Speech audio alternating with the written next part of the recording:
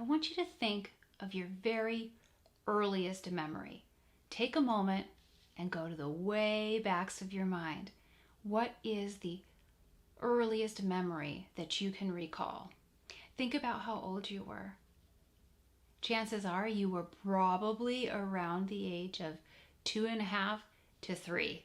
And the reason why this is because it's right around the age of 3 that we shift from an unconsciously operating absorbent mind to a consciously operating absorbent mind.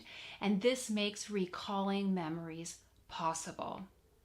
In the unconscious phase of the absorbent mind, memories are stored and they aren't really brought forward again. But it's when we are in the consciously operating phase of that absorbent mind that we can begin to recall memories.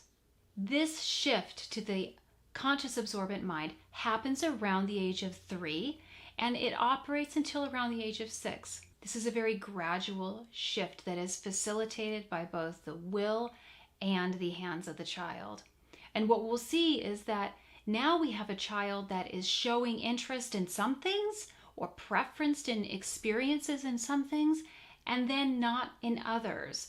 Their learning becomes very intentional. Before, everything was just simply absorbed. That is not the case anymore. With this consciously operating absorbent mind, the learning is very selective and very intentional. Dr. Montessori called the hand the instrument of the intelligence. And this is why. Because our learning is happening through our hands. Our hands are allowing us to manipulate, explore, and engage in our environment. And through that, we're not only coming to a better understanding of our environment, but we're coming to a better understanding of ourselves. The hands and the will are the most powerful tools that a child has in their learning. Where they were once a very passive learner, now they are a very active learner, and the child's will is driving them forward, craving these new experiences. Through the use of the hands, these previously absorbed impressions from the first 3 years of life begin this intricate process of organization and classification.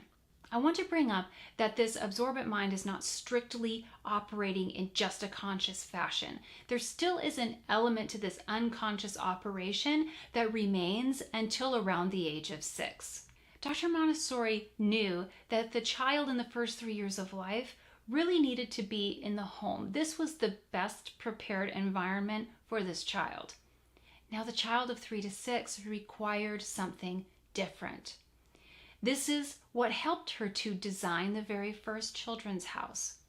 She realized that a child was going to need to use the hands to manipulate and to explore. So this environment was filled with materials that were going to engage the senses, that was going to stimulate language acquisition and development and language use.